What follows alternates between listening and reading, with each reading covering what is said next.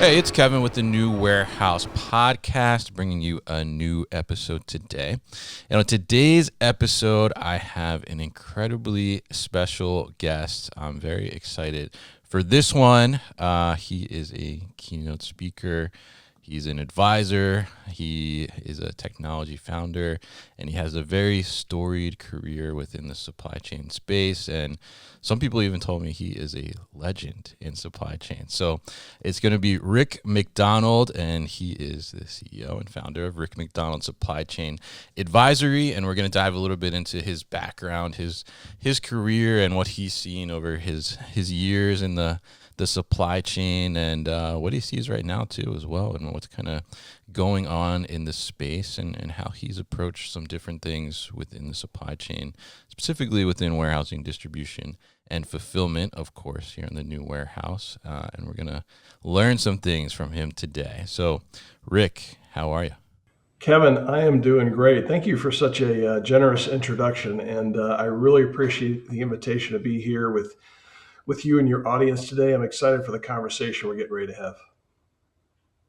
Yeah, absolutely. I'm excited to have you on. You know, we got connected earlier this year, and we was fortunate enough to have you as a guest speaker for some of my students. So I really appreciate that, and so did they, and had the chance to see you as a keynote speaker at Supply Chain Point earlier this year. So I'm happy that we could get you on the podcast and get some of these conversations recorded to share with a broader audience as well. So why don't you tell us a little bit about your background and your career in supply chain, because you've been at this for a little while. So tell us a little bit about kind of where you worked and what did you do, and you know, maybe some interesting experiences there.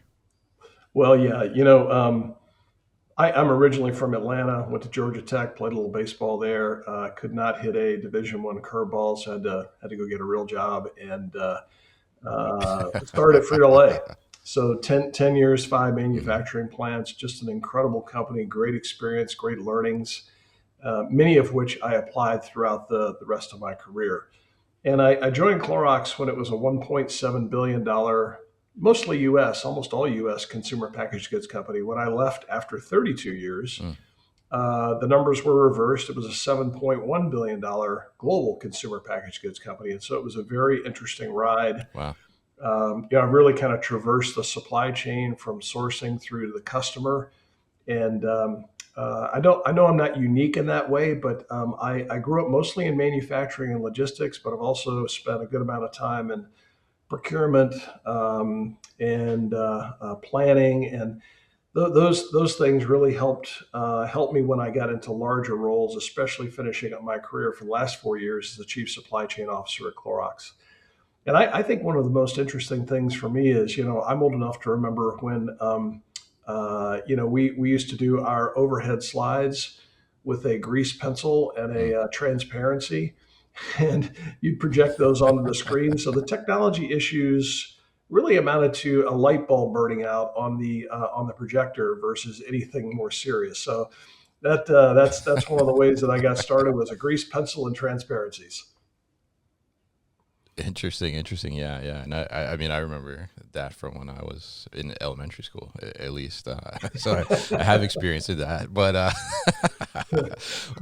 very interesting there, and obviously, you know, huge jumps and leaps within, you know, just the industry or business in general in that time, right? And especially, you know, Clorox, and you mentioned going from 1.7 to 7.1 billion, and I mean 1.7 is not a small business, right? But 7.1 is even bigger. So I'm curious, you know, in that, I guess maybe first getting in there, and then, you know, growing and seeing that evolution of the supply chain itself. I mean, what's like one thing that people don't necessarily realize about when a supply chain gets to that scale and that robust to be able to support, you know, a lot of products, which Clorox has, right? And but just that size of business too. Yeah, It's a very diverse portfolio, all the way from food with Hidden Valley Ranch salad dressings to Burt's Bees to bleach, Clorox disinfecting wipes, cat litter, Kingsford charcoal, Brita water filters, Glad trash bags. It's a very diverse portfolio, and Mm. every supply chain is complicated. Um, and I don't know that the Clorox supply chain is uniquely more complicated, but with the variety of technologies and capabilities, all of those products I mentioned are operated, of course, in different factories with different technologies. Some of them are incredibly capitally intensive, some not so much. All sorts of inventory turns and demand signal profiles. The one thing that seemed to keep going was the speed of the consumer, and how Mm. fast supply chains had to run to keep up with that consumer. And it varied country by country, of course, but certainly here in the United States and all over the world, with the advent of digital shopping and 24/7 shopping, Sure. 365, the speed of the customer is what supply chains have to work to keep pace with. And that's one of the things I'm proud of at Clorox. I think we did a pretty good job of keeping pace with the consumer in terms of how fast and how quickly they wanted to order our products, and where they wanted to receive them. Mm. Interesting. Yeah. Yeah. And that's a very interesting point because I imagine in that time, right? I mean, you certainly saw a lot of different changes in consumer style and what consumers were looking to, I guess, buy and how they're looking to buy. As you mentioned, they're bringing into that digital shopping and things of that nature. So I'm curious, like, what was like one point where you kind of saw where okay, the way people shop is going to really change, right? It's not just going to be about brick and mortar anymore. Like, was there something or like a time that you can remember where it was just like, oh wow, like this is kind of the future. Yeah, I think the pivot came about gradually but quickly, if that makes any sense, when Amazon stopped selling books and started selling everything else. And then Mm. others were fast following, trying to catch up with their technology model. I mean, they're basically a huge technology company that happens to sell and distribute some products.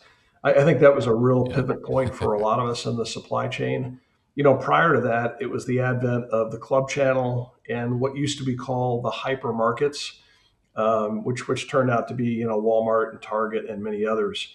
Okay. Those three things, I think, were pivotal moments in supply chains where we had to adjust, we had to adapt.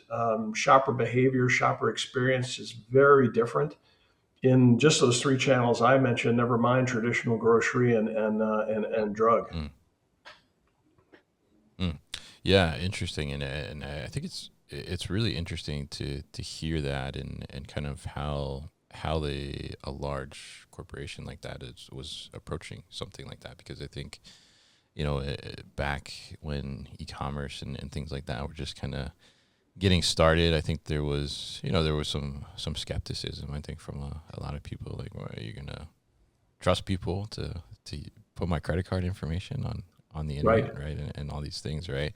And but Yeah. now we look at it, and it's like not a second thought, right? I mean, it's like Not yeah, at yeah, all. of course, Not at order right all. now, Yeah. right? Yeah. Yeah, yeah, very interesting. So tell us a little bit about when you looked at some of these evolutions and saw some of these things happening. How did you approach kind of innovation and technology throughout your career? Like, how did you look at things? Because we certainly have gotten to a point now where the market is just flooded with solutions, right? I mean, there's some kind of tech solution for every little kind of potential problem and niche down thing I think that you could think of in a supply chain, right? So how did you navigate that and how did you kind of maybe steer away from like a shiny object, right? Yeah. But figure out like, okay, what is actually viable for this supply chain and what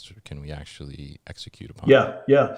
That's a really good question. Let me start with two things that really haven't changed in this equation. And I'll go analog and then digital. I'll do the analog part really quickly. The two things that haven't changed is all of this. whatever it is you do, whether it's on a spreadsheet or it's a workflow or um, training of your staff, your employees, all of it is in service of the consumer. It has to be in service of the Mhm. consumer. And the second thing, it has to be in service of solving a material enough problem that you have. And I'll get to why that one is really important here in just a second, and why I think some of the digital transformations that are happening, or at least some single point solutions, are not succeeding. But those two things, consumer obsession, and then making sure that you're actually attending to your most pressing problems. That the second one sounds like, well, of course you would, but sometimes it's really easy, as you Mhm. pointed out just a minute ago, to run after a shiny object versus sort of focusing on what you really have to address. And so we moved to the digital world, and honestly, I think there's a lot of AI fatigue right now. Inboxes are Oh yeah. inundated with pitches versus companies trying to understand what problems a particular manufacturer or distributor has to solve. And that's one of the pieces of advice I give to the technology founders that I'm advising is, don't start with your pitch, start with understanding whether that manufacturer, that distributor has a problem that your gear might solve. And then you've got the basis for a conversation. Otherwise, it's a little bit of a waste of everybody's time. But I think the way this all starts is, and what's important, and what we did at Clorox was we built a roadmap, and we Mhm. looked at risks as a way to help inform that roadmap: financial risk, reputational risk, customer risk. And that roadmap was intended to address specific known problems that we had in the supply chain, and a few that we uncovered along the way that I think we didn't think were as significant as they were. But Mhm. they also made the roadmap. And then we went out and we tried to decide, okay, can this best be addressed by changing a workflow, by changing some behaviors, by changing something we're doing? That's obviously the simplest and fastest way to make improvements. Second thing was, did we need different performance from the people, the human beings who were involved in that activity? Could we raise the standard and train people to do something different that would attend to that problem? And then, if neither of those were really possible, then we looked at digital solutions. And in Mhm. every case, we brought our IT group along with us. This is not one of these things where you can. I would not advise kind of lone rangering this and being out Yeah. there by yourself. You need to have your CIO, whoever that person is, your arm around their shoulder, and the two of you aligned on what you're trying to accomplish, because you both need each other when you're trying to solve these really significant problems with a digital asset. And so that inventory of problems, force ranked. Obviously, in every company, you're competing for scarce resources, both financial and human, to implement Mhm. these large scale projects. And I always found that developing a business case with a return that I was committing to and that I would actually remove from my budget when we were successful was the best way to get attention and funding for some of these initiatives. And then it's Mhm. about going out and selecting the potential suppliers. And in every case, we did lots of research on the problem we were trying to solve and who we thought could best attend to that. The sandbox work with multiple suppliers, potential suppliers, was very telling in terms of what they said their capability was versus what we actually found. And I don't think there was anything necessarily disingenuous about that. I truly believe they believe what they believe. But at the same point in time, it wasn't a sharp enough tool for the issues that we were trying to resolve. And then the last thing I'd say about this is one thing that we did not do well in the initial foray into the Clorox digital supply chain, digital transformation of supply chain, was change management. We uh, we Mhm. had a pretty big swing and miss on the planning capability that we installed that took the place of SAP APO. We thought we'd done a really good job of change management. We were sort of doing the high five and getting ready to haul the trophy out and put the names on the back of our shirt and everything. And like day Yeah. two, with this fantastic capability, we still had our planners running around with spreadsheets. And Mm. week two, they were still doing the same thing, and we're kind of scratching our heads. And what we finally understood was we had really not done a very good job of helping them with the change management of what this tool would do. Because the one big difference, or several big differences, but one of the biggest that affected planners was run rates were dynamic in the tool. They were constantly changing. Whereas a planner might go Mm, in and every quarter, every 6 months, tweak a run rate. And so it would give different yeah. recommendations with that cycle versus with a dynamic cycle. And they just weren't used to the types of recommendations they were seeing. And they frankly they thought they were wrong. So we had to Mm, kind of go back and reteach them, upskill them more. And that wasn't on them. That was on us. That was on me.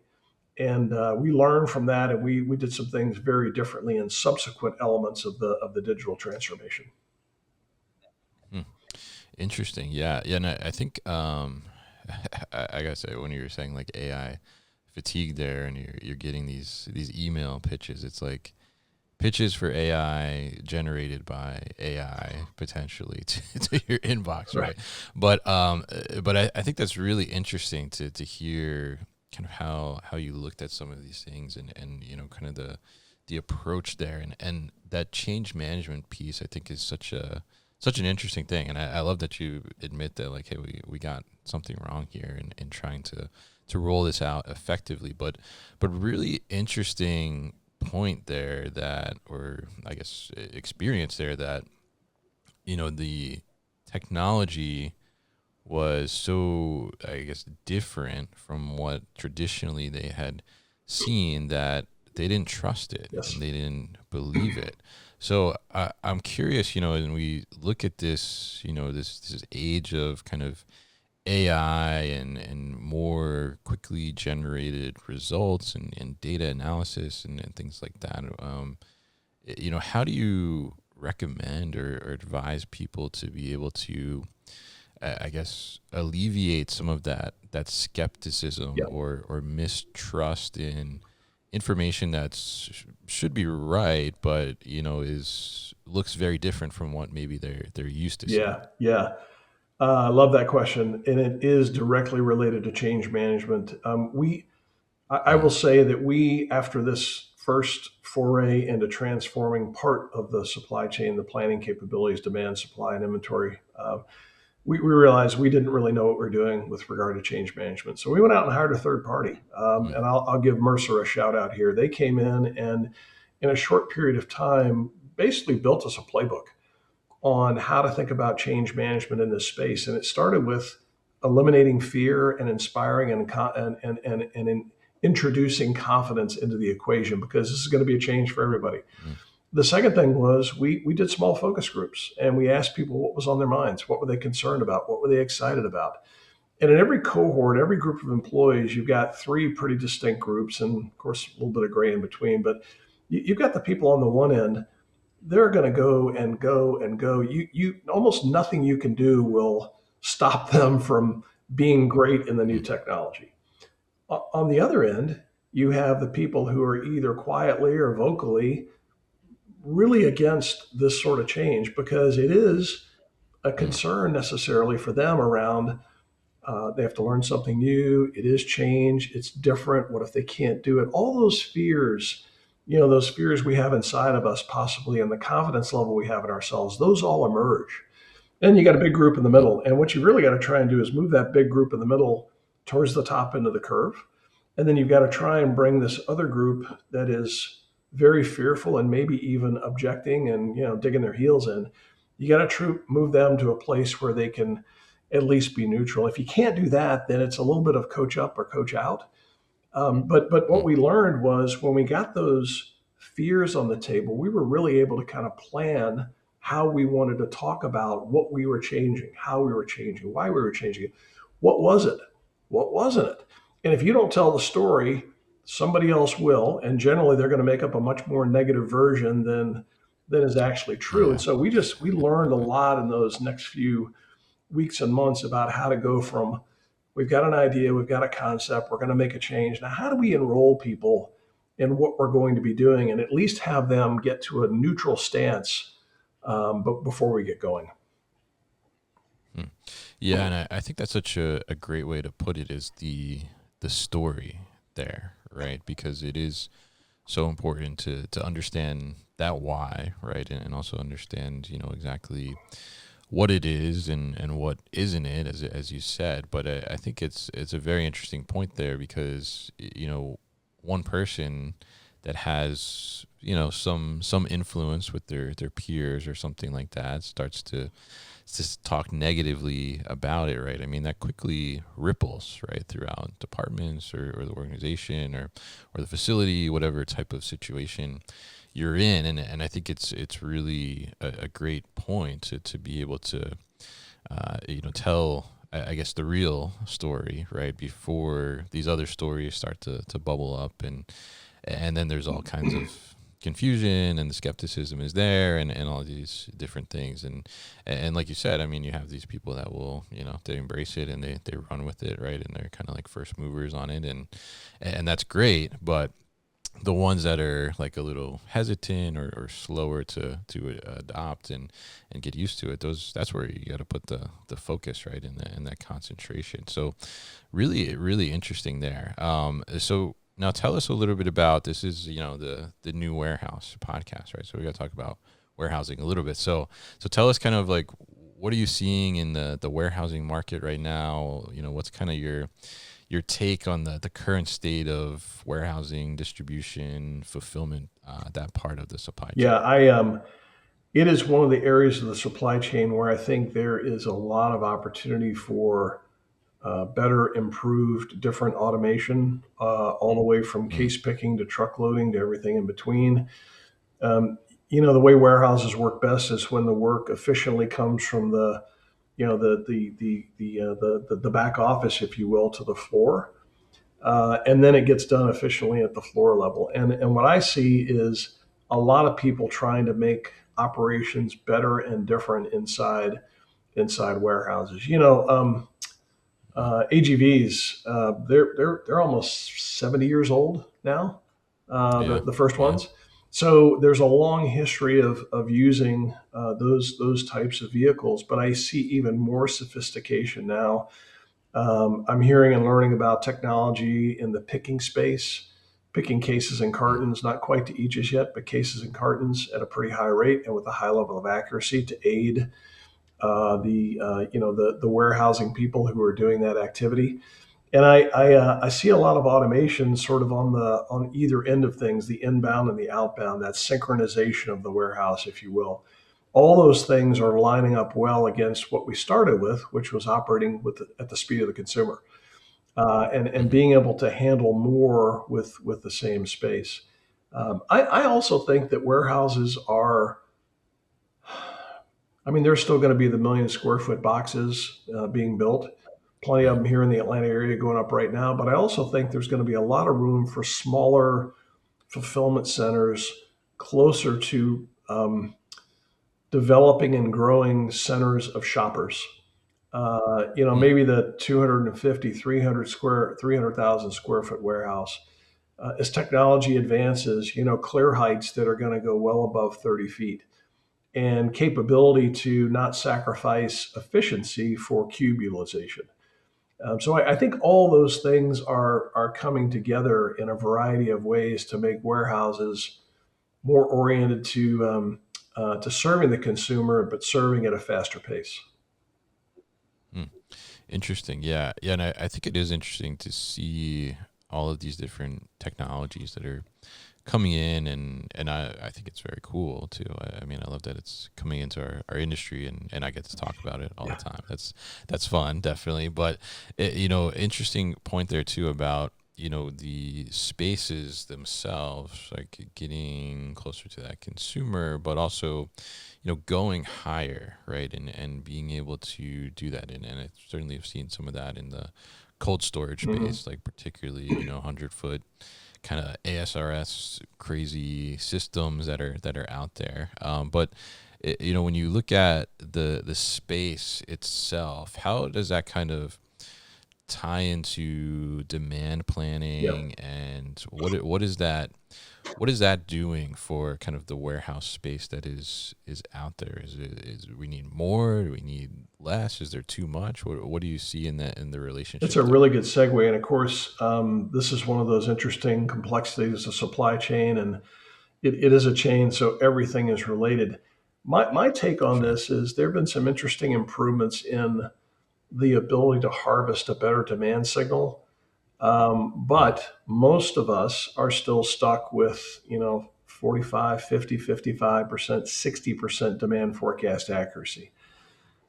mm, That requires several different possibilities. Either you got to have a lot of manufacturing capacity, which tends to be pretty mhm, expensive for, sort of a just in case scenario, or you've got to have big buildings and lots of inventory. And most of us yeah. have chosen the balance sheet route. And so therefore we have hundreds of millions of square feet of warehousing space in this country holding inventory for a demand signal that isn't good enough. And Mm, demand signals will never be perfect, so you'll never hear me advocate for that, but I do think we can do better. And some of the tools that I'm coming across, and actually a company I advise called KetaQ is a leader in this adaptive planning space for demand mm, planning, supply planning, and inventory optimization. And where it's different, and where I think this is going to go, different than the legacy tools, is the engine that's running. Instead of doing a single calculation as some of the legacy tools do, and then you've got to adjust it and run another one, then you've got to adjust it and run another one. And who knows how many times you may have to do that to get to what really is the optimum solution. mhm, This engine runs thousands of calculations literally in seconds and produces in minutes the optimal solution for that problem that you're trying to solve to connect your demand with your supply with your inventory. And what I think mm, that's going to do, and what they've been demonstrating with customers, is a significant increase in forecast accuracy, 10 points, 15 yeah. points, 20 points. And Oh, that's a yeah, lot. just envision what that means for your confidence and how much safety stock you would not need to have, how much raw material safety stock you would not need to keep. So it's going to have a settling effect across the entire supply chain and really improve that orchestration and the synchronization across the supply chain because you get that better demand signal.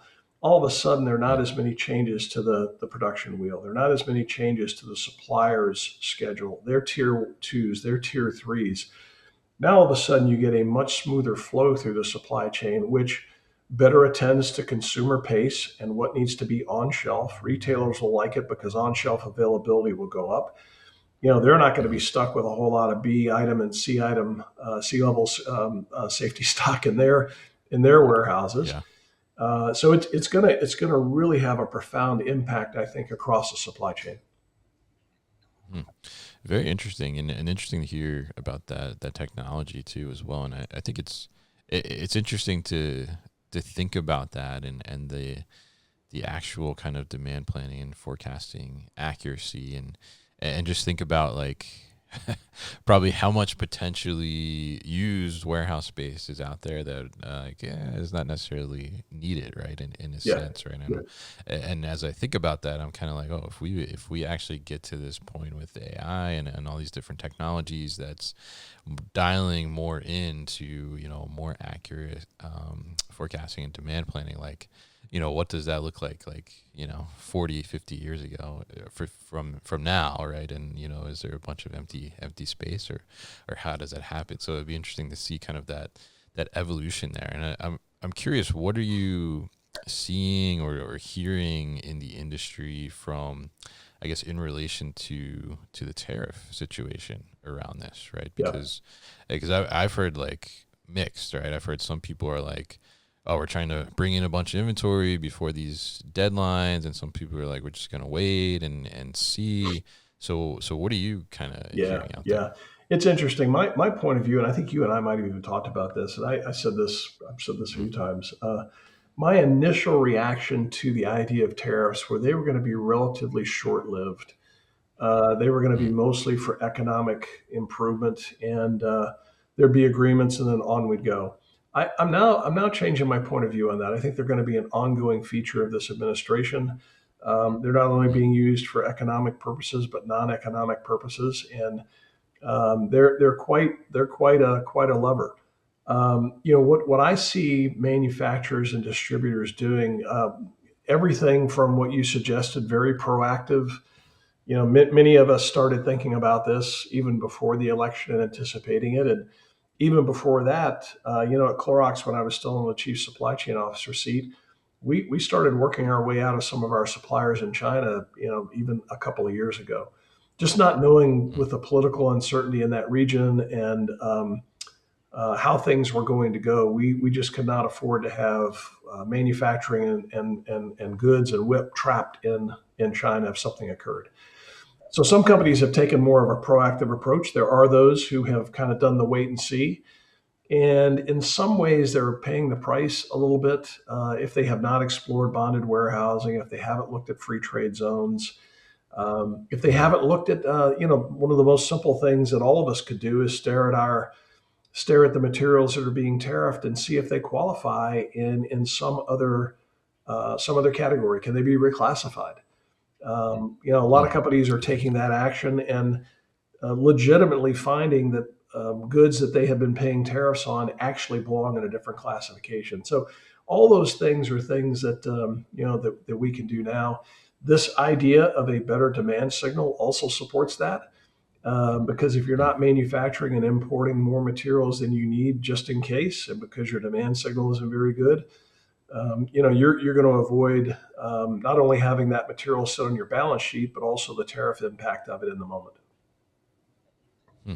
Yeah, very interesting, and obviously this has been a hot topic. So we've talked about this on the podcast with a couple different people. But the reclassification, I think that's the first time that's come up in one of these conversations. So I think that's a interesting point there as well, and I think it is interesting to see just how ongoing this Yeah, is, right? And the shifting and the changing and I think there's just the big question of when does it just get to a steady state, whatever it's going to be, right? And where is it going to be somewhere where people can, I guess, maybe effectively plan around it and their business, yeah, right? And especially for the, some of the smaller and medium sized kind of e-commerce brands that have been so dependent on international kind of manufacturing right.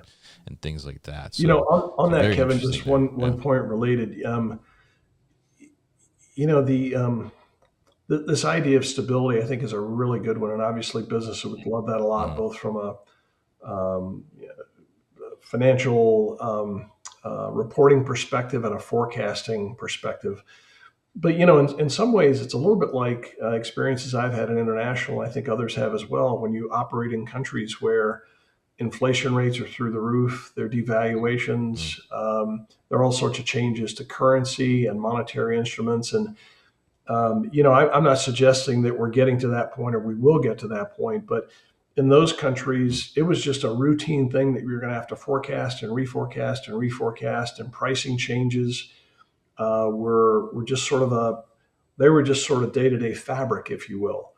And Mm. I'm not again suggesting that we're here in the U.S. like that, but there are some elements of it in that instability that seem to be mimicking what I've experienced in some smaller international countries. Hmm. Interesting, interesting. Yeah, yeah. It'd definitely be interesting to see how that continues to develop and evolves over time. So now, if we look at kind of the future state of warehousing and these distribution centers, and we talked a little bit about maybe how the space might change a little bit. But what do you see as some of kind of the because you were at ProMat, right? You were a speaker at Yeah, ProMat this year, right? And obviously, you walk in there and it's like your head is spinning with the different solutions and robots and automation, all these different possibilities for an operation, right? But from your perspective, like what do you see is going to stick, and what does that kind of warehouse distribution center in the future look like to yeah. you? Well, let's start with something that we talked about a couple different times earlier in our chat here today. One is all of it's got to be around the obsession you have with your consumer. And so it's all got to Mm. be purposed towards that. And as we mentioned a few different times, it is about the supply chain speeding up. If you think about, and I'm not going to go deep into this, but if you think about the idea of even agentic shoppers, basically your personal Sure. shopper that's running 24/7, 365, finding things that you want at the price you want, the color you want, that your influencer recommended, that is going to add another element of speed, I think, to the supply chains. And so all of what we're doing has to be in service of that. I see automation continuing, of course, in the operations, but I also see a lot more room for automation, sort of getting the work to the floor, inducting carriers and drivers into the drop lots, creating more synchronization, because this is all in service of driving out losses, driving out waste. That's a lot of what these digital tools Mm. are helping us do. They're helping us identify and drive out losses. And I think there's a lot more room to improve the orchestration, the the smoothness, if you will, of how distribution centers operate from the moment the carrier hits that driveway until the moment they leave. There Mm. are lots of times that it's just not nearly as smooth as it needs to be, and some of that is things happen. It's not a perfect world, but some of that the issues are well known, but yet they're not well known by everyone. And so the carrier showing up expecting X, the warehouse knows it's Y, but there's no way to communicate that in a timely manner so that that driver could be really doing Mm. something different. So I think there's going to be a lot more of that attempt at visibility and orchestration and faster communications, especially when the plan is not going according to plan, and really making dynamic in the moment changes versus having fixed schedules. Mm. Yeah, yeah, and I think that's a great point because there is, you mentioned, earlier this, AI fatigue and this flood of pitches in your inbox, right? And I think that if somebody that was not kind of like deep into the industry and really understanding, a lot of that could seem like, oh, this, everybody's using AI, everybody's using robots, right, and all this thing, but the penetration is very, very Yeah, small still, yeah, right? So to your point, I mean, there's a lot of gap to still fill with these digital solutions to be able to get to where a lot of warehouses are operating smoothly, right? And I'm curious, and this would be my last question to you here. It made me think. When you got into supply chain, right, and you started to see some of these things, what was like the first thing that like stood out to you that was like why do we do things like this? Like why did this doesn't make any sense? Like what was like that first big surprise to hear, there was some process maybe that was a little disjointed or just didn't quite make sense to you? yeah. I think. Hmm. Well, there are probably several of those. The one that's coming to mind is Mm.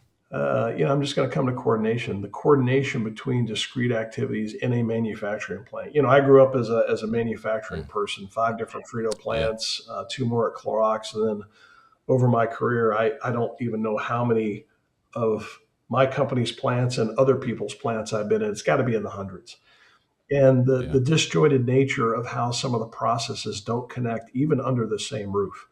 And that's something we as supply chain professionals have to own. We can do much better in terms of workflows. We can do much better in terms of training. We can do much more in terms of being advocates for the right digital assets to solve the right problems.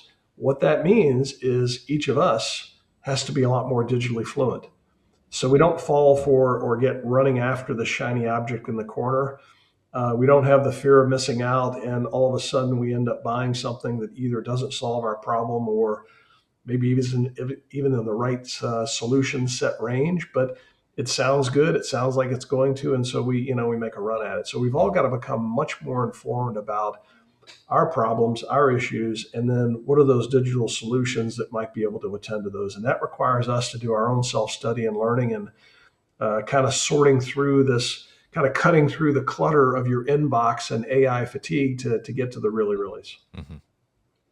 Yeah, yeah, and I love that, and that's a great point and great advice to end on there. And I think that that is so important to have awareness about what's going on with these technologies and solutions when there's so many now in the space, and just have a curiosity about it, Yes. right? Because it may be something you learn about now, it's not applicable now, but a year from now, 2 years from now, there's a problem, and oh, you know about that solution. So, and a great way to do that is to listen to the New Warehouse podcast to learn about those Absolutely. things.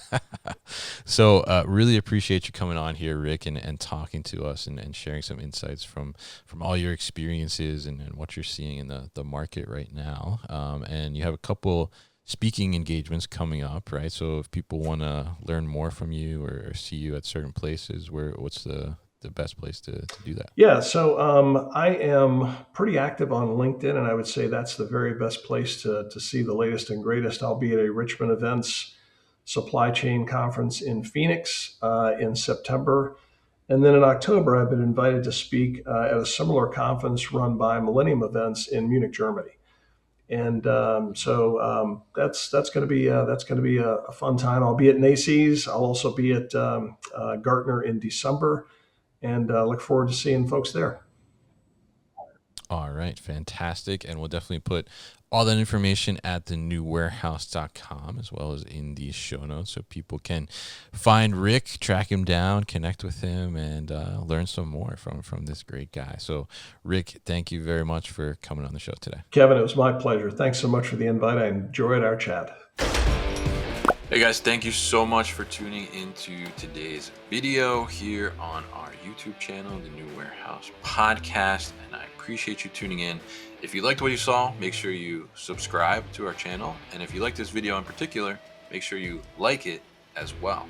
And if you want to get this great t-shirt that you see in the video behind me, Warehouses Are Sexy, head to warehousesAreSexy.com and get your own.